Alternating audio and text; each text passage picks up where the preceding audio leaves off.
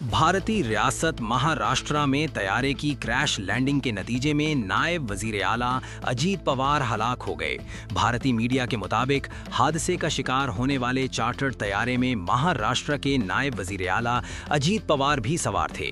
तैयारे को हादसा जिला पुणे के इलाके बारामती में पेश आया। भारतीय मीडिया रिपोर्ट्स में बताया जा रहा है कि तैयारे में अजीत पवार के 2 साथी और अमले के 2 अरकान भी सवार थे।